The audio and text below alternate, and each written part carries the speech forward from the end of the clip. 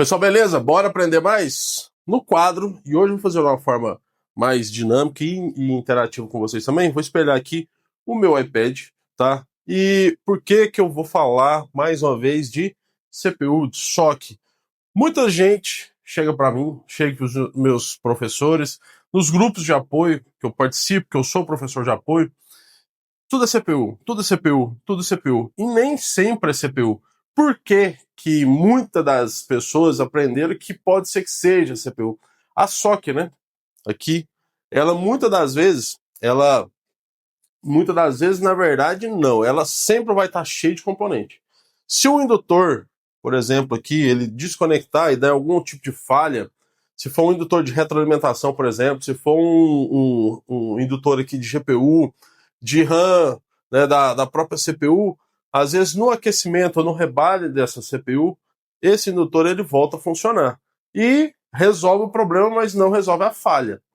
O que eu quero dizer? Como assim resolve o aparelho, mas não resolve a falha? Você vai resolver o aparelho, mas você não achou a falha. Você fez a CPU e achou que era CPU. Só que o defeito era um indutor. Só que esse indutor, quando você fez o rebale ali, aqueceu tudo, ele também entrou em ponto de fusão, tá tudo próximo.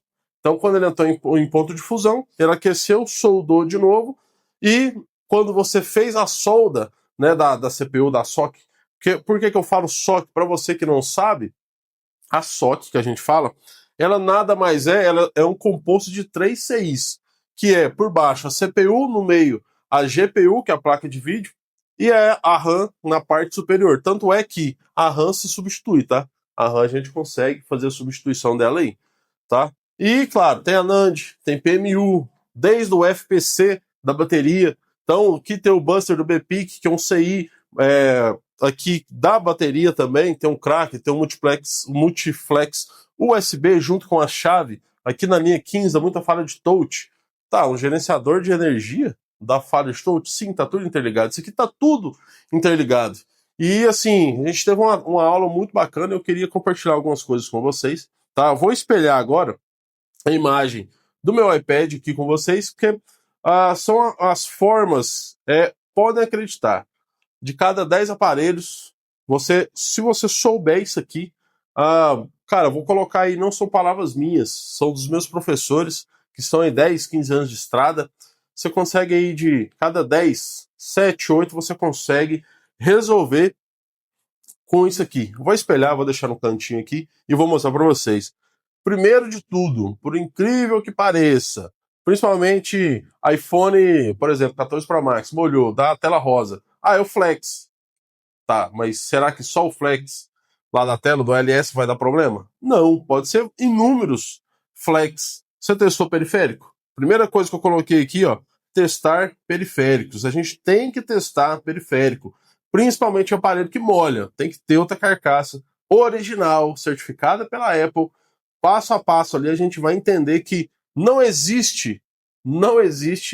Tô rindo aqui porque eu recebi um áudio de um fornecedor que ele fala que as peças deles é melhor do que o original. Cara, não existe. Isso é pura mentira de vendedor. Pra você eu que sou velho de área, né? Às vezes você tá entrando, você pode até ficar empolgado, nossa, achei uma peça melhor que o original. Nunca vai ter. Isso não existe. Não existe peça melhor do que o original de fábrica. Sim, tem peças muito, muito boas aí no mercado, mas original, como a peça original, nunca vai ter. Não vou falar nunca porque os chineses são muito bons também, mas original de fábrica, 99,9% de originalidade ali, eles podem até chegar, mas 100% acredito que não. Enfim, aqui, compartilhando novamente com vocês, o aparelho liga ou não liga? A gente tem que medir o pulso de boot. Como é que está o pulso de boot do nosso aparelho? Como é que eu nem medi o pulso de boot e já estou achando, porque eu vi um vídeo que é CPU. Você nem mediu o básico. O boot. Não colocou o aparelho. Você foi lá, o aparelho chegou para você, descarregando energia, a bateria não estava durando. Você foi lá, só trocou a bateria, você nem mediu se tem uma fuga, se tem um curto. Por mínimo que seja, se tá aí vulgarmente dizendo, tá roubando carga, certo? Primeiro, a gente tem que ter uma noção básica de esquema elétrico também, para a gente entender como é que faz. Tem malhas E75, que são as malhas desde o iPhone 5 até o iPhone 14 Pro Max, depois a malha E85, que é do 15 para frente, que aí já mudou, que é o tipo C, né? A gente tem que garantir que essas malhas tenham alimentação, tenham tensão, tá? Tem que testar. E outra, a gente sempre tem que ter placa sucata. Por que placa sucata? Porque a gente tem uma comparação ali. O uso do multímetro é muito bom, o osciloscópio nem se fala, mas a placa, a comparadora, ela é de suma importância também, assim como porque a gente sabe que essa placa sucata ela vai estar funcionando tudo, né? Então ali a gente pega ela para ter componentes originais para a gente fazer a substituição da placa do cliente, para a placa do cliente. Mas eu sei que ela funciona, certo? Beleza. O Hydra. A validação do Hydra no test point. No caso, se tem validação ou não. Se tem validação, você vai lá e troca o Hydra de cara, mas se você verificou a VBAT, não tem VBAT, não tem nada na E75, tem fuga. Por que você vai, como que você vai sair trocando tudo sem medir? Então, na nossa área, a gente fala que receita de bolo. Não pode ter receita de bolo na nossa área. Não é que uma coisa deu certo uma vez e vai dar certo sempre.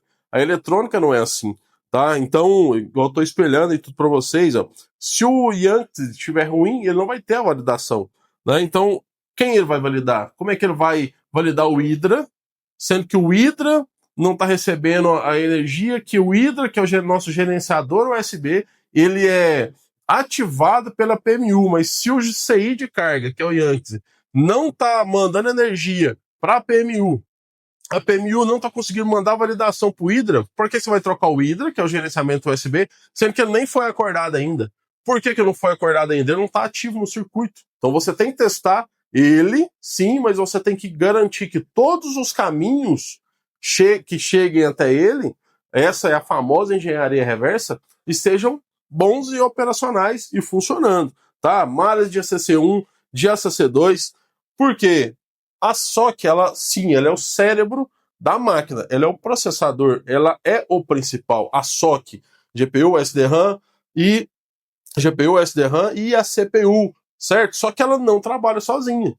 Por isso que no processo de swap a gente tem que trocar tanta coisa, a gente tem que levar junto tanta coisa. Isso aqui eu tô falando só de uma falha primária, do início de tudo, certo?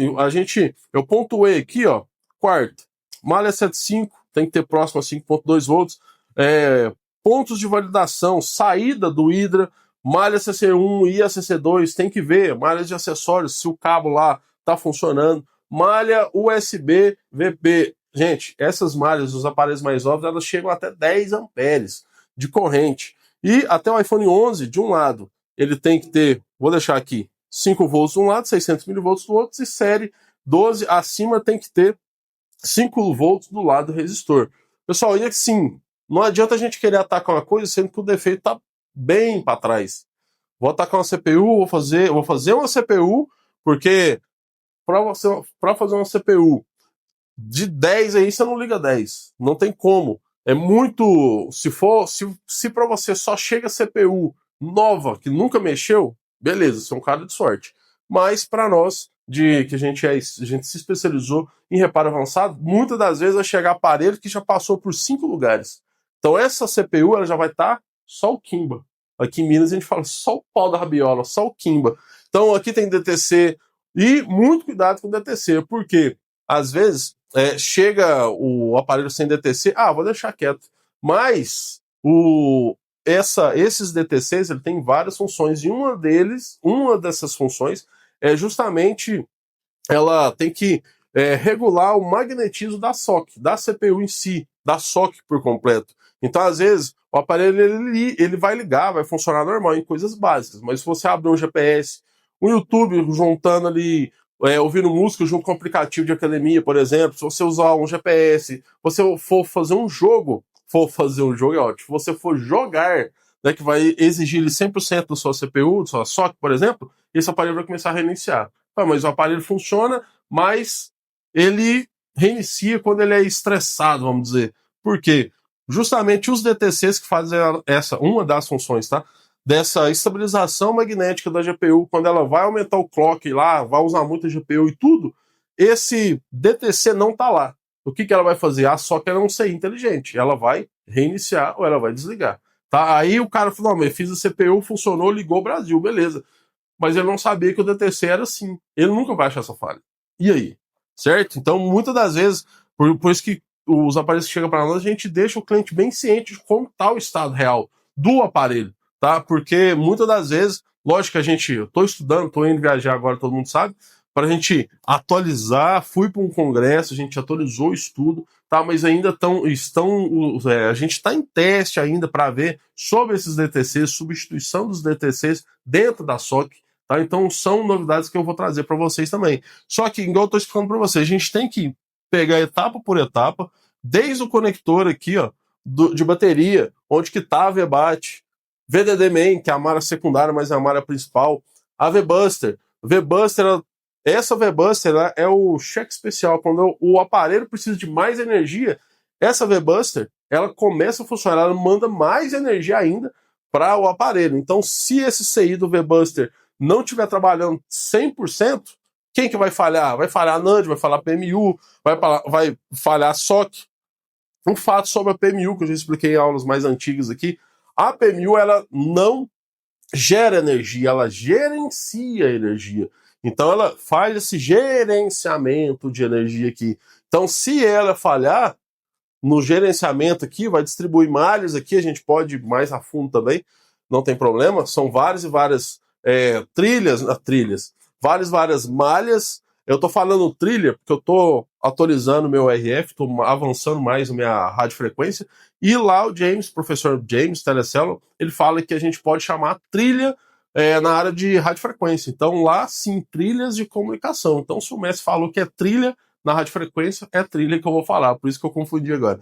Mas aqui são malhas, tá? Malha de comunicação. Então aqui, lógico, não é um fio direto, não é uma malha direto ali. Ela tem diversas outras coisas que vão passar por dentro da placa. Tem um wafer, cuidado com o parafuso, porque às vezes você pega o parafuso, você tá ali com pressa e aperta de qualquer jeito. Esse wafer que tá aqui na placa, ela pode ser que fure a placa.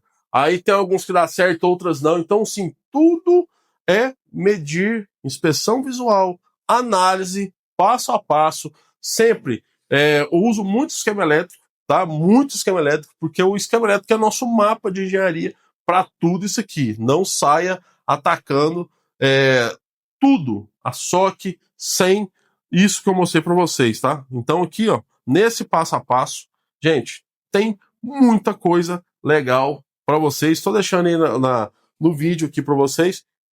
Tem muita coisa. Sigam esse passo a passo, que vocês vão acertar muito e vão melhorar muito aí a assertividade e os reparos de vocês aí. Beleza? Bora produzir, bora que tem mais aula.